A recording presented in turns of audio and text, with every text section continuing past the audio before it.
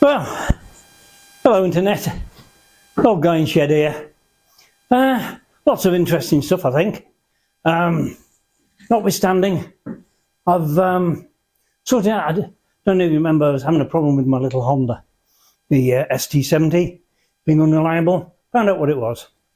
It was a wire coming out of the stator pack, that when you put the cover on, the wire was broken inside. I was just touching, and then occasionally as the engine got hot, one thing or another, it would separate and then go back and mess about certain RPM.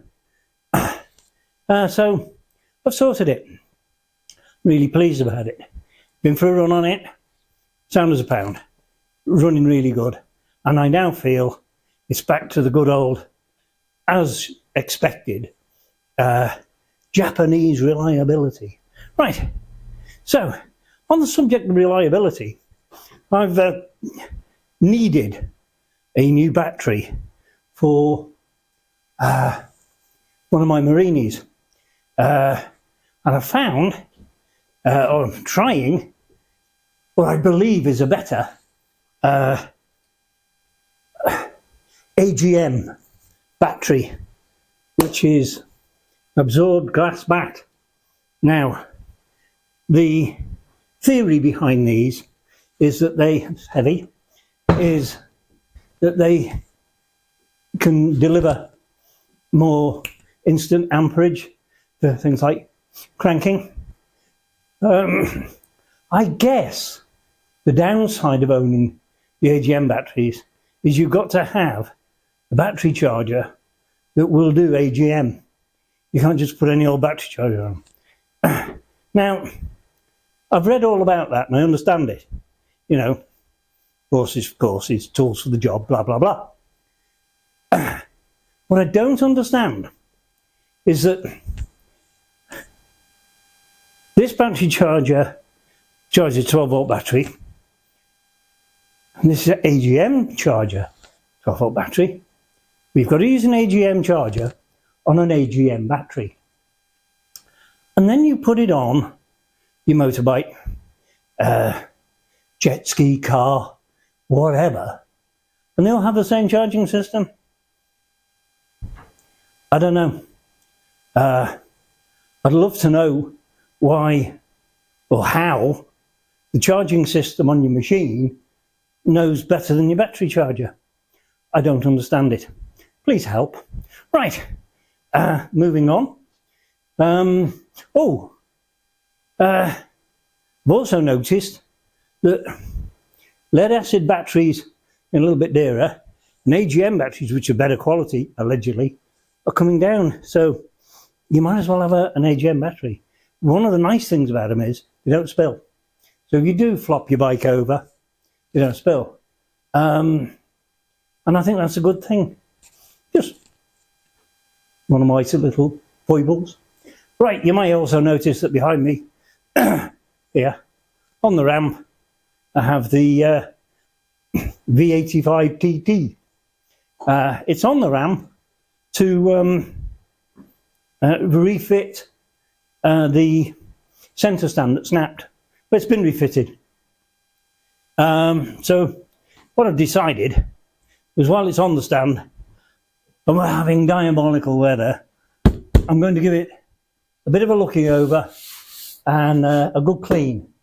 I'm going to clean the places that you don't normally clean. You know, I'm going to take the belly pans off.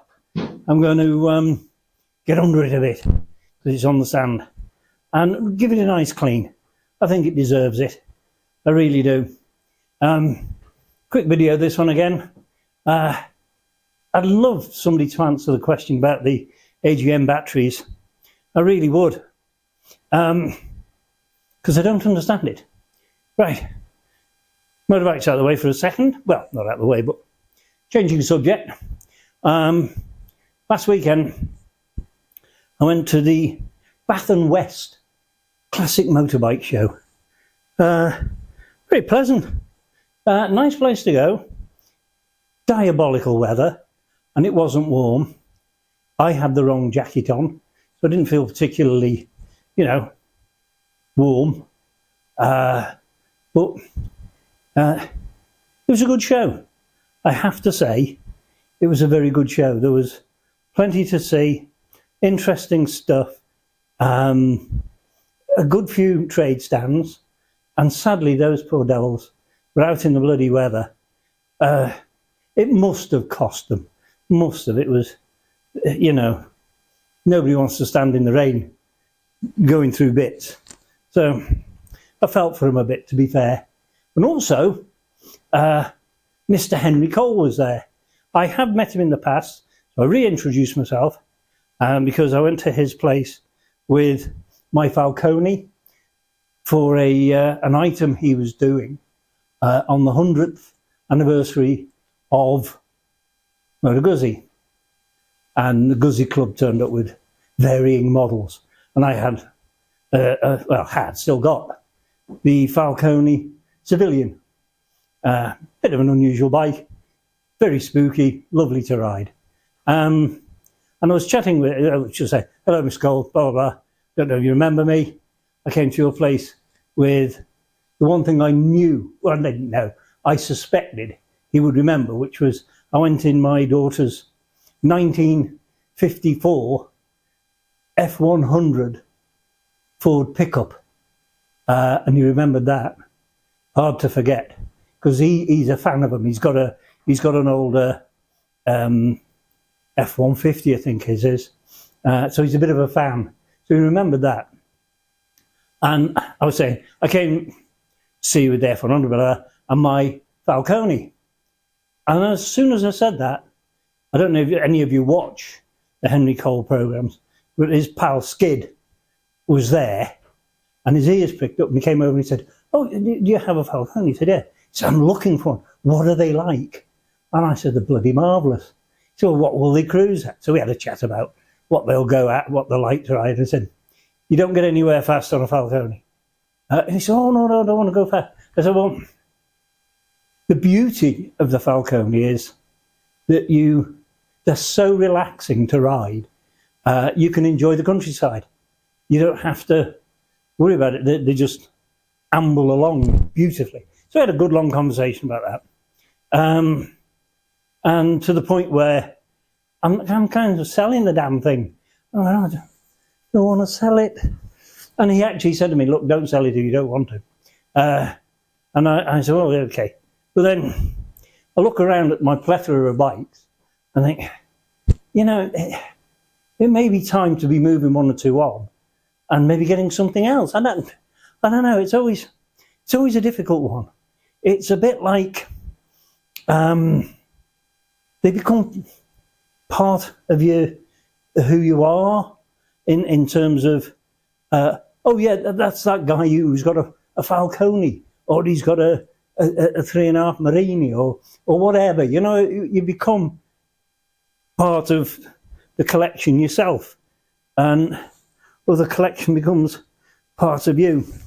Bit of a symbiotic process. It's a big word. Anyway, he was very pleasant, exactly as you expect him to be. Really nice guy. Go for a pint with him any bloody time and just sit and talk about motorbikes. Very, very nice chap. And it was a pleasure to talk to him. And maybe we'll talk again in the future. I'll keep you posted if we do, obviously. But other than that, it's all very good. Can I ask you a couple of favours? Or I would appreciate your cooperation, should I say? In that, could I get you to like the videos that I do, if you do like them, and subscribe if you haven't. And also, if possible, watch them to the end, because apparently, again, as I've said in the past, it affects the algorithm. And I don't know what an algorithm really is. I've sort of got a bit of an idea, but I don't understand how they work, which is quite interesting. Anyway, this is old Guy in Shed, signing off, and I'll talk to you again very soon. It's a a very just thrown together video, this one. Having said that, they're all thrown together. Anyway, what time is it? Ooh, can you? Yes. I've got about 20 minutes to wait. By the time I've wrapped up in here in my shed, it'll be time for my wine. That's very important. Trust me on that. Yeah, goodbye. Wine time.